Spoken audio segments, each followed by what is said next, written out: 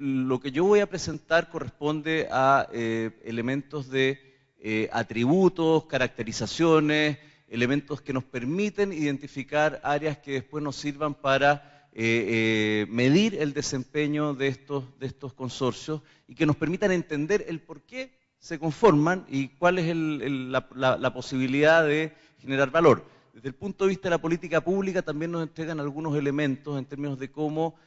alimentar programas que apunten a favorecer la constitución de este tipo de alianzas, que sabemos tienen que enfrentar ciertos costos de coordinación y de transacción, especialmente al inicio. Espontáneamente es difícil que se constituyan o que se constituyan con una cierta oportunidad, debido a que existen problemas de coordinación que es necesario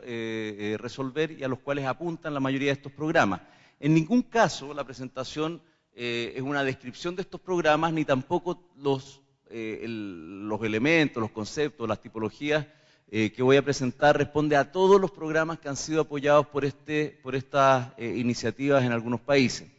De hecho, en general lo que encontramos es que las formas, la geometría, los modelos de gobernanza de estas alianzas o de estas redes son bastante diversos, son distintos, responden por un lado a las condiciones que imponen estos programas y también por otro lado a los acuerdos y en definitiva a el modelo que adopten las alianzas. Un elemento que también es importante es que parte de lo que estoy presentando corresponde a una experiencia que por lo menos a mí me significó aprender mucho al respecto aquí en Uruguay, acompañando a la Agencia Nacional de Investigación e Innovación, a la ANI, en el diseño de por lo menos una propuesta de un tipo de instrumento que permitiera apoyar este tipo de alianzas, arreglos empresariales con participación de instituciones tecnológicas, apuntando justamente a desarrollar capacidades de desarrollo tecnológico y de innovación. 4 son los elementos que voy a presentar muy rápidamente. Por un lado, los determinantes de la esencia, la naturaleza y también el alcance de una red para el desarrollo tecnológico y la innovación. La llamo REDTI simplemente para ahorrar tiempo en la nomenclatura. Después, elementos que nos permiten caracterizar cuál es la oferta de valor a la que puede apuntar una red. Atributos de tipo complementario que se van desarrollando en la medida que se van afianzando las relaciones y se va orientando la red a ciertos objetivos. Y finalmente, algunas reflexiones en torno al ciclo de vida y al patrón de sostenibilidad de este tipo de arreglos, que son bastante pertinentes en la medida que muchos de estos programas consideran apoyos temporales a estas redes y después se supone que hay una cierta componente de autosostenibilidad de las mismas o bien de transformación de las mismas, es lo que vamos a ver. Entonces, yendo al primer punto, en cuanto a la naturaleza y alcance de una red, hay 3 grandes consideraciones que yo creo que más o menos nos permiten identificar cómo se conforman y en qué pie, digamos, o dónde se puede explorar posibilidades para constituir redes y de qué manera esa red puede tener una cierta pertinencia en cuanto a la definición de su objetivo y también una cierta coherencia en términos de su estructura y lo que se defina como su estrategia de desarrollo. Por un lado, lo que podríamos llamar consideraciones sectoriales, o el hecho de que las empresas que dan vida a una red o una alianza pertenecen a una industria o a un sector en la cual comparten ciertos requerimientos, ciertos intereses, ciertos desafíos, principalmente en términos de acceso a ciertas posibilidades, a ciertos bienes que en general son bienes de tipo colectivo, son bienes de baja apropiación y en donde difícilmente las empresas por separado van a de manera eficiente acceder a ellos. Primero de ellos es información y conocimiento en términos de perspectivas tecnológicas, de inteligencia competitiva, inteligencias de mercado. El segundo obviamente es tecnología, es decir, cómo estar ayornado, y aquí hay tanto tecnologías de tipo transversal, de tipo, digamos, que apuntan a más de un sector, como son las tecnologías de información, las tecnologías asociadas a la biotecnología, en algunos casos la química fina, y en otros casos tecnologías mucho más específicas que se vinculan directamente con la industria en cuestión. También otro determinante de elementos aglutinadores en torno a una industria y un sector es el acceso a ciertas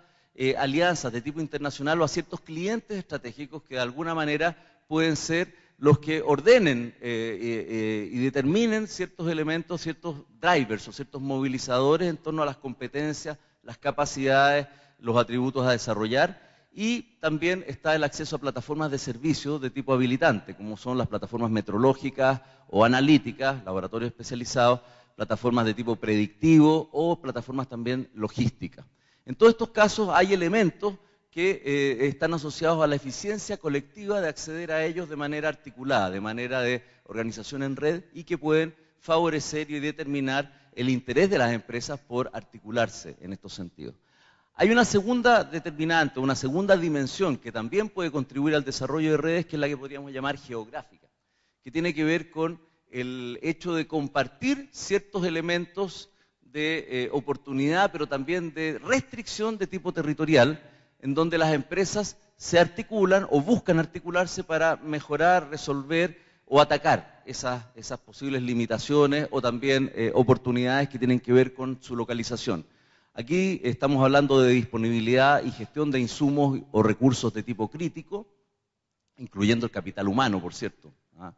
El mejoramiento de condiciones de tipo habilitante, como la conectividad física o conectividad digital, la infraestructura de transporte, la logística, la infraestructura tecnológica localizada, que también tiene, como veíamos en el caso sectorial, características en muchos casos de bienes de tipo club, que ameritan, digamos, la organización de las empresas para poder generarlo o poder fortalecerlo.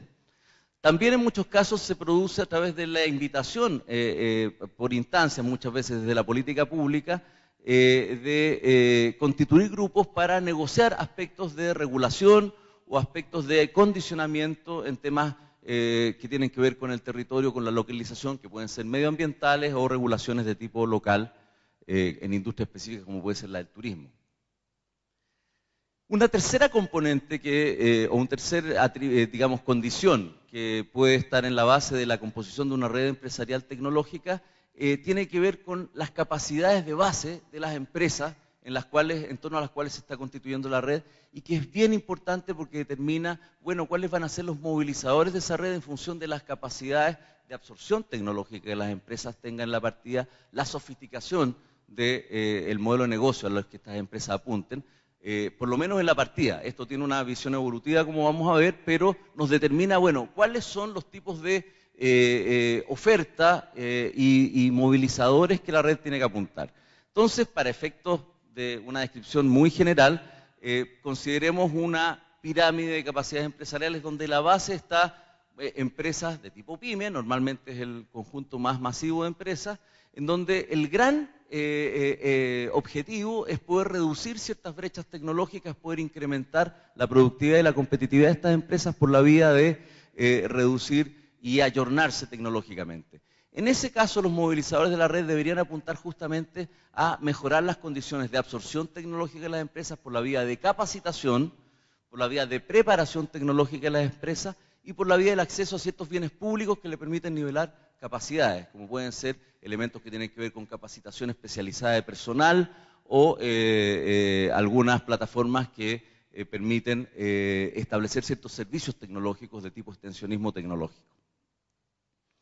El segundo caso son las empresas que están en un nivel un poco superior en cuanto a capacidades de gestión tecnológica, ya son empresas que adaptan tecnología, que pueden abordar proyectos de innovación incremental, en cuyo caso los movilizadores de la red que estas empresas conformen pueden estar mucho más orientadas exactamente a esos elementos, a la adaptación, a la innovación incremental y también a ejercicios de información y prospectiva tecnológica para ir orientando sus capacidades e ir conformando capacidades conjuntas para abordar proyectos incrementalmente más ambiciosos.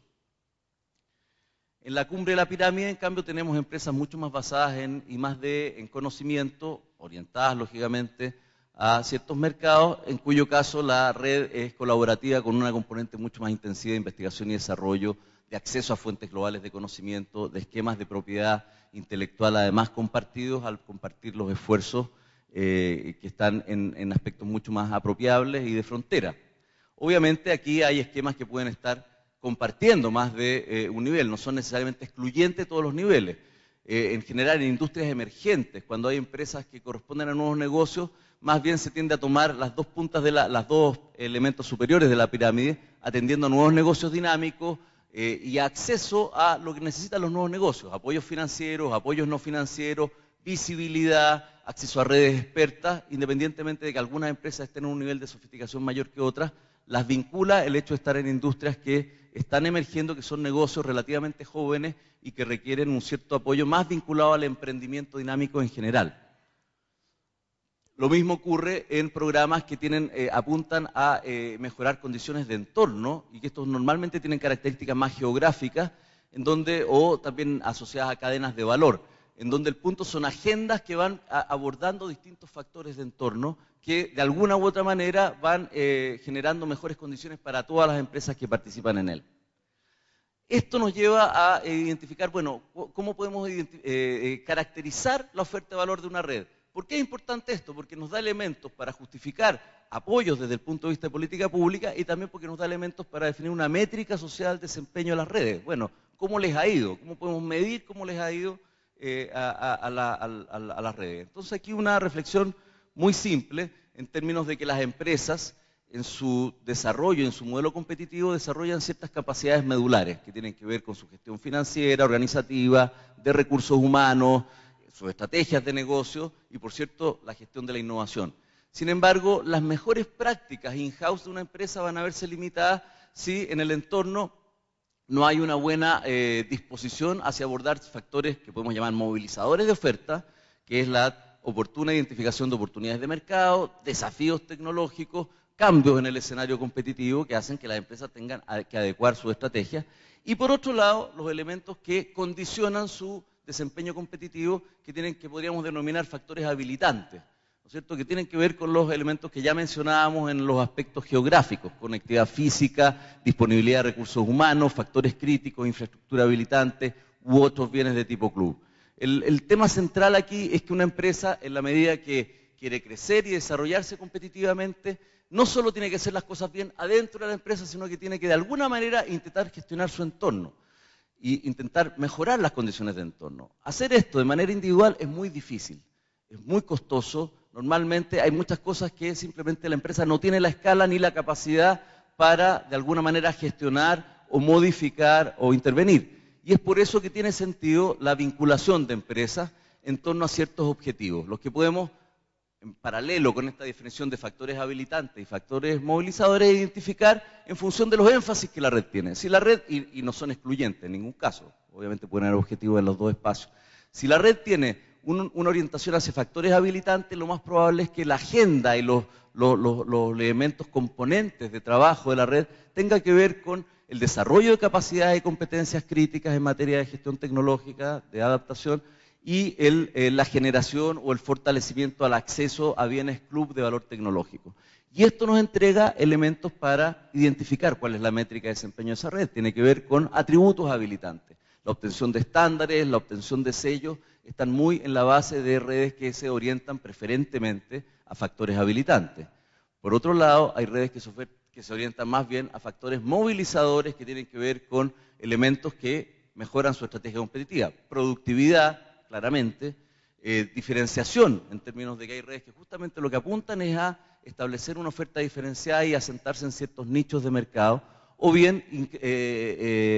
innovar en su modelo de negocio y formar estos clubes de empresas que tienen modelos de negocio distinguibles. Esto implica un trabajo muy fuerte en establecer una estrategia compartida de desarrollo competitivo, una visión de futuro compartida, y en este caso los indicadores de éxito de esta red de desempeño tienen que ver con los resultados que las empresas van teniendo en el mediano y largo plazo en términos de sus ventas, su inserción en los mercados, su productividad, y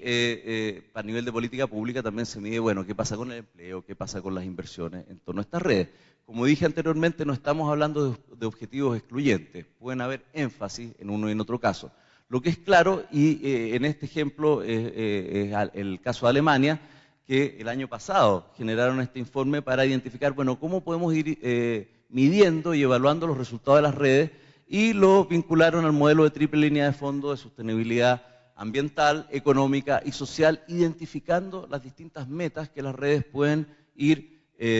apuntando en cada uno de estas dimensiones.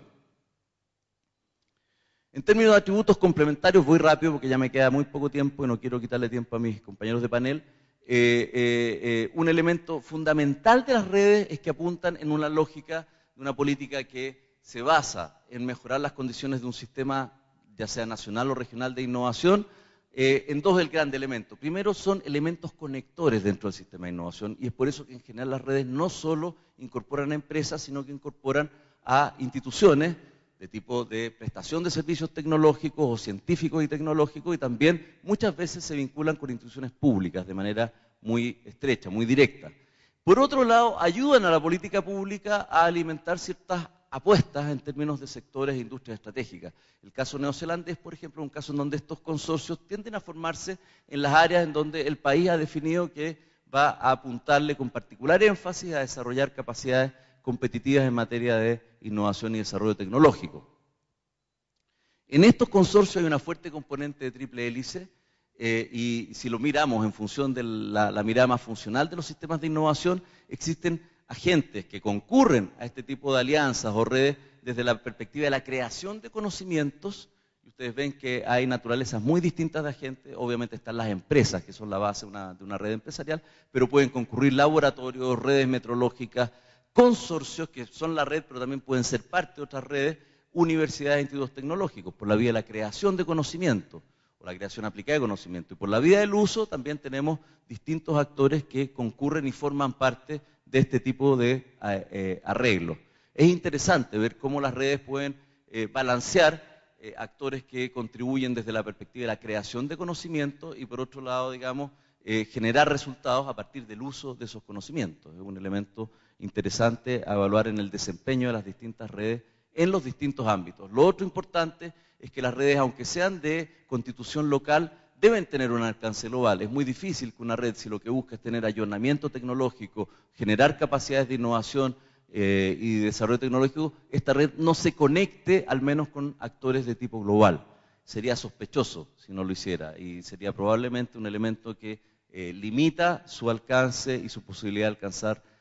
resultados interesantes. Y finalmente decir que estamos hablando de arreglos particularmente evolutivos en el tiempo.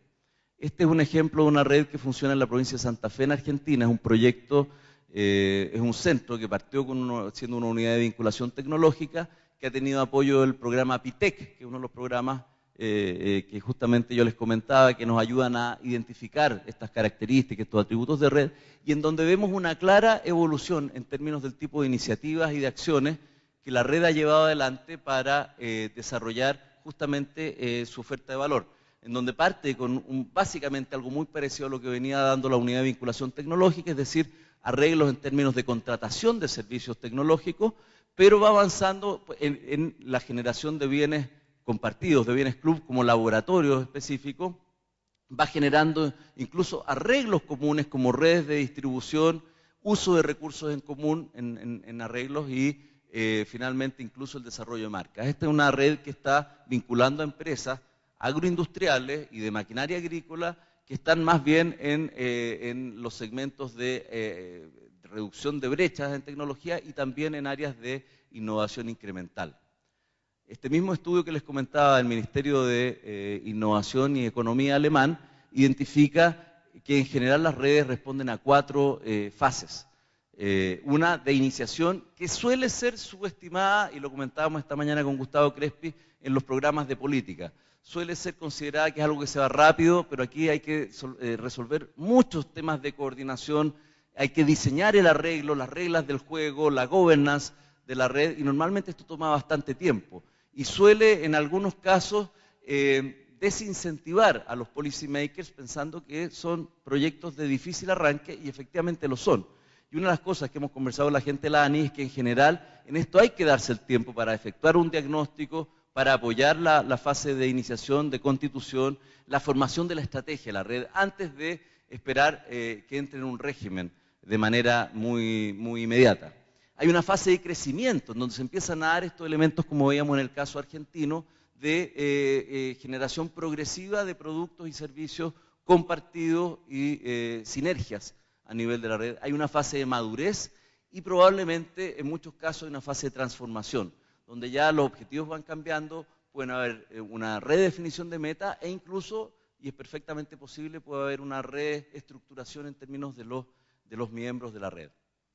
Eso era lo que yo les quería contar, para efectos simplemente de sintetizar las principales ideas. La experiencia en materia de políticas públicas de apoyo a redes es relativamente reciente. Estamos hablando de programas que no tienen más de 15 años en general y en la región aún más reciente. Nos muestra que hay diversas formas, diversas geometrías, no hay un camino único ni una forma única de red a la que hay que apoyar. El alcance y ámbito de la red se vincula a consideraciones de tipo sectorial, de tipo territorial y de la base de capacidades de las empresas participantes. Los actores institucionales normalmente juegan un rol relevante en la construcción de la oferta y en el desempeño de la red en esta base de modelos de triple hélice. La oferta de la red puede responder a factores habilitantes y o movilizadores competitivos de las empresas y de esa forma la métrica de desempeño asociada a la red debiera conectarse con esos objetivos y es esperable que estas redes evolucionen en términos de alcance estratégico, en términos también de operatividad, de alcance táctico, a mediano plazo y largo plazo, variando su conformación, su gobernanza y su estructura. Eso, gracias. Bueno, buenos días. Primero que nada, agradecer a las autoridades organizadoras del FIA 2011, haber invitado a participar en este evento y a mostrar la experiencia del Laboratorio de Biología Molecular de la Asociación Española, que bueno, voy a explicar que es un centro de salud para los extranjeros que no lo conocen. Es un centro asistencial que nuclea una parte importante de pacientes del Uruguay, además es un centro de referencia nacional que recibe las muestras en nuestro laboratorio de los pacientes de todo el país. Esto está mal. A ver, ¿cómo corremos para atrás? No, para atrás.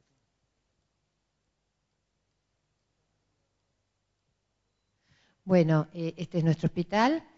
Mi nombre es Rosario Uriarte, yo no soy empresaria, así que sabrán disculparme si no hablo en los términos tan elegantes del ingeniero Maggi. Provengo de ciencia básica, soy doctora en ciencias biológicas y a partir, bueno, la charla vamos a tratar los siguientes puntos. Primero vamos a mostrar la experiencia nuestra de una articulación que hemos realizado entre la parte académica y la parte empresarial con fondos de la ANI. Para eso vamos a contarles primero quiénes somos los integrantes de esta red. Vamos a decir que una de las cosas importantes es en este proyecto, primero que nada, identificar el problema que vamos a resolver, poner objetivos claros a este proyecto, buscar una contrapartida adecuada y una agencia financiera, ¿verdad?, que sea adecuada. Luego vamos a hablar de cómo hicimos la articulación entre la academia y la empresa, y luego les vamos a mostrar los resultados que esperamos obtener y cuáles serían los aspectos que hoy, a poco tiempo de iniciado el proyecto, consideramos que debemos mejorar. Bueno, en el año 2009, frente a una necesidad del medio clínico, ya que nosotros trabajamos en un servicio de salud, en la cual nuestra primera obligación es un laboratorio de biología molecular que realiza diagnóstico y seguimiento, como vamos a ver ahora, de patologías hemato-oncológicas y virales. Y frente a una necesidad del medio, de los clínicos, empezamos a ver un problema que había que resolver y que todavía no estaba claro en nuestro país. Y es el problema de las virosis emergentes. Entonces nos asociamos con la Universidad de la República, el laboratorio los laboratorios de virología del Centro de Investigaciones Nucleares y de la Regional Norte de Salto para intentar resolver este problema con fondos de la ANI. Este proyecto, que se denomina Diagnóstico Molecular de Virosis Emergentes, que tienen gran impacto en salud pública, ha sido financiado por la ANI por un monto total de $200.000, en los cuales el 70% lo pone la ANI y un 30% es cubierto por la empresa. Bueno, ¿quiénes somos? La Asociación Española del Laboratorio de Biología Molecular se inició en el año 94, cuando también por una necesidad clínica de contar con diagnósticos más rápidos y más efectivos y más precisos, como son aquellos que manifiesta la nueva tecnología de la biología molecular, tuvo la capacidad de ver que el laboratorio clínico básico de una institución de salud requería de estas técnicas. Entonces, bueno, varios médicos y un grupo del laboratorio de La Española buscó dentro del área básica quienes estábamos trabajando en ese momento, en tecnología básica, pero que podía ser aplicada a la salud, y ahí surgió una empresa en la cual yo formé parte con el doctor Azambuja, que se llamó Genia, y que hicimos una asociación con La Española mediante un proyecto que fue financiado por el BID CONICIT. Lo que hicimos en ese momento fue una transferencia de tecnología entre el sector académico y la empresa, tomando como ejemplo focalizándonos en dos áreas específicas, en el diagnóstico de patologías hemato-oncológicas como las leucemias y los linfomas, y en el diagnóstico y seguimiento de pacientes que eran portadores de infecciones, como por ejemplo detección y seguimiento del virus de HIV, hepatitis C, todos elementos que en ese momento en el país se realizaban mediante técnicas indirectas, pero se requería de una técnica más precisa y más rápida. Este periodo duró hasta el año 97, luego la empresa Genia se retiró y el laboratorio pasó entre el 97 al 2010 a formar parte de la asociación, y ahí los objetivos fueron, y yo quedé a cargo de este laboratorio, se tornaron en objetivos asistenciales, los que ya existían, pero además a eso le adicionamos objetivos académicos. O sea, vimos la necesidad de formar recursos humanos. No existía hasta ese momento que biólogos moleculares trabajaran en un centro de salud, siempre eran técnicos, no existía el cargo incluso. Bueno, entonces se creó, no existía el cargo ni siquiera aprobado por el Ministerio de Salud Pública. Hoy por hoy pueden trabajar, después de esta experiencia, en un laboratorio de una institución de salud, los químicos, los bioquímicos y los biólogos egresados de la Facultad de Ciencias. Esta fue la primera experiencia en el país de incorporar los biólogos a este tipo de laboratorio, lo cual fue una dificultad al principio de la empresa que entendiera eso, pero a partir de ahí se han visto los resultados y realmente funciona extraordinariamente. A partir del año 2010 hasta el presente y para el futuro ha habido una reestructura de la política institucional, y dentro de los objetivos principales de esta nueva reestructura está la innovación, la formación de recursos humanos, la generación y transmisión de conocimientos. Eso ya se ha puesto en práctica a través del recibir pasantes. Nosotros colaboramos con los cursos de educación médica continua, tanto en el área hematológica como infecciosa. Recibimos pasantes de posgrado y de la facultad, y además tenemos dos proyectos que están financiados por la ANI, uno para la genotipificación de leucemias mieloblásticas y este otro de empresas al que nos vamos a referir hoy. A su vez, el Laboratorio de Biología Molecular tiene del Centro de Investigaciones Nucleares y de la Regional Norte de Salto, es el grupo con que nosotros hemos articulado este proyecto de alianzas. Su objetivo es realizar investigación básica y aplicada, así como la docencia y formación de recursos humanos, pero tienen una amplia experiencia en lo que es el área de diagnóstico y estudios de la variabilidad genética y de virus, como todos los virus de hepatitis C, el respiratorio sincitial bovino y otros, en los cuales nosotros ya desde el año 98 estamos trabajando en conjunto y hemos realizado tanto publicaciones como proyectos conjuntos que hacen que ya tuviéramos un conocimiento previo de la forma de trabajar. Incluso dos de las personas, el doctor Colina, que hoy dirige la Regional Norte, y la doctora Moreno, que trabaja en el CIN, trabajaron en nuestro laboratorio donde hicieron también sus tesis. Así que esto fue muy importante también a la hora de buscar con quién trabajar. Bueno, lo más importante para buscar una articulación y que un proyecto sea exitoso es identificar primero que nada el problema a estudiar y ver que sea innovador para el mercado local, sobre todo para encontrar una fuente que realmente nos quiera financiar, que responda a una necesidad del medio que hay que resolver, como era, por ejemplo, como vamos a ver, las virosis emergentes que nosotros tomamos, que son el dengue y la influenza A, como modelo. Que a su vez vaya a ser competitivo,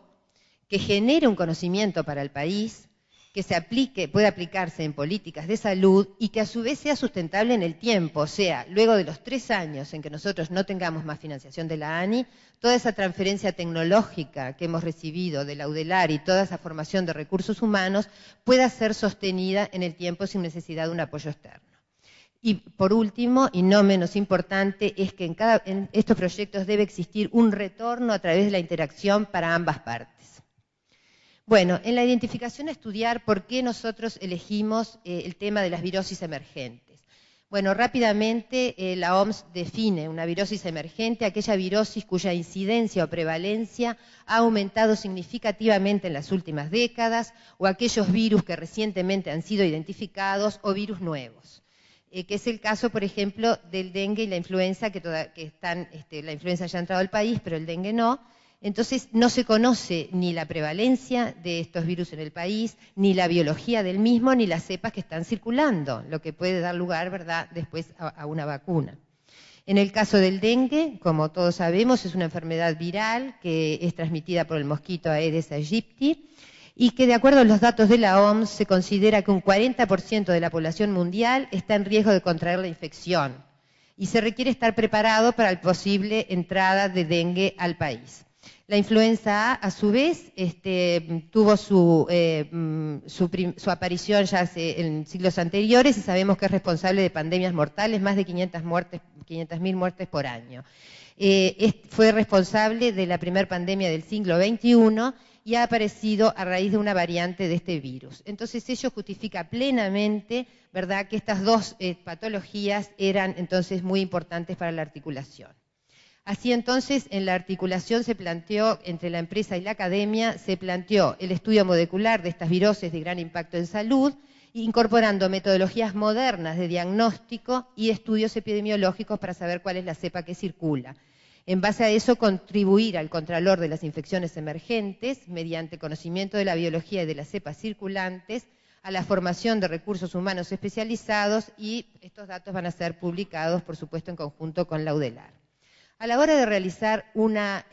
articulación entre la empresa y la academia, es muy importante conocer las fortalezas y las debilidades de cada una. Como ustedes saben, los objetivos, tanto de la empresa como los de la universidad, son diferentes. Entonces hay que tratar de sacar, en qué podemos, ¿verdad?, articular. Sabemos que los objetivos de la universidad es la formación académica y generación de conocimiento a través de la investigación. En cambio, el laboratorio de esta empresa tiene como primer fin un fin asistencial de responder rápidamente a la pregunta del clínico. O sea que nosotros estamos muy absorbidos por la rutina, tenemos capacidad de desarrollo porque tenemos un laboratorio montado de última generación, pero está totalmente adaptado a lo que es el diagnóstico de rutina de un laboratorio de biología molecular. Y a veces la rutina no nos permite realizar desarrollos. Y de ahí entonces es que hay que tratar de juntar las riquezas de cada grupo, en el cual la universidad tiene una infraestructura que está más adaptada a la investigación, para poder sacar adelante un proyecto. Pero lo que sí dispone, que es de un gran valor la empresa, es de un banco de muestras que están tipificadas y que son capaces, ¿verdad?, somos capaces de en conjunto estudiarlas con la universidad y que de ahí puedan también salir nuevas aplicaciones o nuevo conocimiento de la biología de estos virus para aplicarlo en políticas de salud. ¿Cómo instrumentamos la articulación? Bueno, la institución se hace cargo de la recolección de las muestras clínicas de los pacientes, luego se realiza el desarrollo y transferencia tecnológica del sector del académico hacia la empresa, pasándonos los protocolos de tipificación y de diagnóstico, lo cual un técnico de la UDELAR viene a trabajar con nosotros. Se va a hacer una formación y especialización de ambos recursos humanos para que estos técnicos vayan a congresos a presentar los resultados, y luego estas técnicas van a ser aplicadas al diagnóstico, al seguimiento, van a ser transferidas al producto final, que es el paciente, y pues seguramente a políticas de salud. Acá se resume rápidamente, cómo es el algoritmo de trabajo, cómo tiene que ser la transferencia de la UDELAR hacia la española, hacia el laboratorio, cómo eso va a redundar en mejora del paciente, en mejora de ingresos para la institución, en mejora de datos para la investigación, y todo esto va a generar conocimiento, mejora tecnológica y formación de recursos humanos. ¿Qué resultados esperamos obtener? Esperamos que esta red genere beneficios a ambas instituciones. que genere y transfiera conocimientos, formación de recursos humanos altamente especializados, una mayor productividad y competitividad a la empresa y una disponibilidad de equipamiento de última generación a ambas instituciones. ¿Cuáles son los aspectos a mejorar? Bueno, en nuestra corta experiencia creemos que lo que se debe mejorar es la gestión, tanto a nivel de la empresa como de la academia, que debe de existir menos burocracia a la hora de firmar y lleva mucho tiempo todo eso. Creo que es muy importante que exista un reconocimiento y una motivación del investigador, tanto a nivel de la empresa como del área académica. Eso se puede hacer a través de pasantías, de cursos, de un estímulo económico también. Existe una falta de cultura empresarial, que es sobre lo que hay todavía que trabajar mucho aún, no especialmente en nuestro caso en estos últimos años, pero sí en general en las empresas, para ver la ventaja de qué significa innovar y qué beneficios, y ver los beneficios que esto trae a largo plazo. También para mí es muy importante la existencia de un sector académico dentro de la empresa con capacidad de innovación y desarrollo, porque estando desde adentro uno puede hacer entender a las autoridades de la empresa la capacidad que tiene y lo que va a lograr, el prestigio y la competitividad que va a lograr en el medio en el futuro.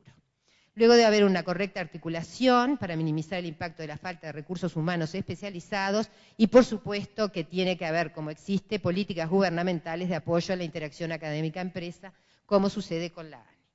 Bueno, esto es un esquema, entonces, de cómo la asociación entre la universidad y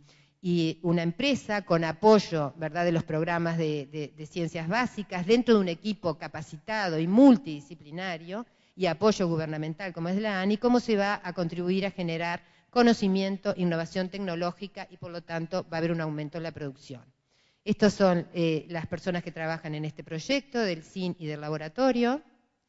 Y bueno, esto es todo, quise contarles nuestra experiencia y quiero decirles que este puente en el cual se ve la unión de la estructura más antigua y más vieja de la Asociación Española, que lo une hoy con el nuevo edificio, muestra un poco lo que es empezar a hacer un puente entre lo que es la ciencia básica y la ciencia aplicada. Muchas gracias.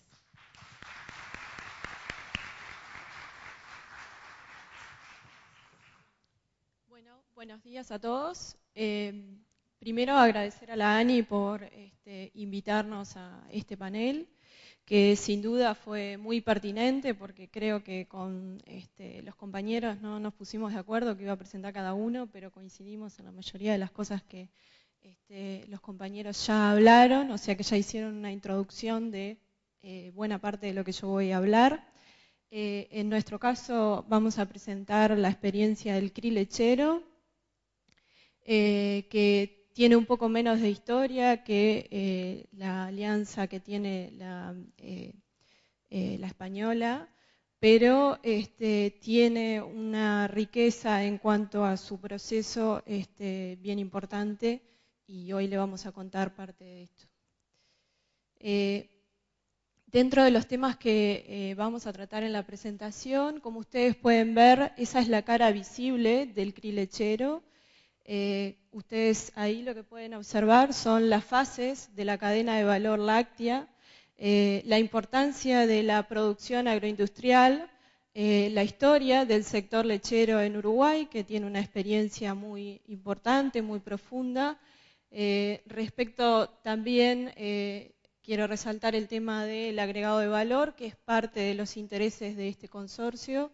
Y bueno, dentro de los aspectos hacia donde se quiere dirigir parte de la innovación son aspectos de nutrición y salud y aspectos de desarrollo tecnológico en cada una de las fases. ¿Qué les voy a contar? Bueno, quiénes somos, muy brevemente, qué es lo que hacemos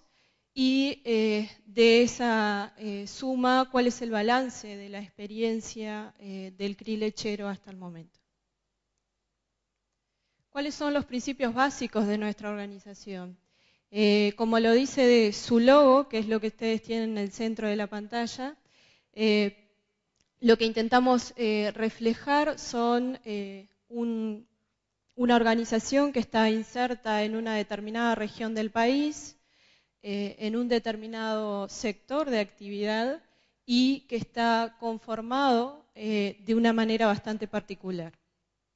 Ustedes se preguntarán por qué la región Litoral Norte es la región de interés para esta organización. La región Litoral Norte tiene una historia muy larga respecto a la relación entre los productores, la industria y la academia, con sobre todo la estación Mario Casinoni de la Facultad de Agronomía, el Centro Universitario de Paysandú a través de su oficina de extensión, y también el laboratorio de Rubino del Ministerio de Ganadería, Agricultura y Pesca ha tenido una relación muy estrecha con la cadena de valor. A su vez, la cuenca lechera del Litoral Norte es la cuenca no tradicional en cuanto a la producción lechera, donde, digamos, existe un campo a trabajar para generar innovaciones bien amplias. Respecto a la cadena láctea, ¿por qué la cadena láctea? Bueno, porque es parte de los sectores en donde el país quiere hacer foco. En su discurso, Aguerre nombró el sector lácteo como uno de los sectores estratégicos para el país, y buena parte el CRI se enfocó en ese sector, dado que ya tiene una historia sobre la cual se puede continuar desarrollando. Respecto a la conformación de la organización, bien como decía el compañero Maggi,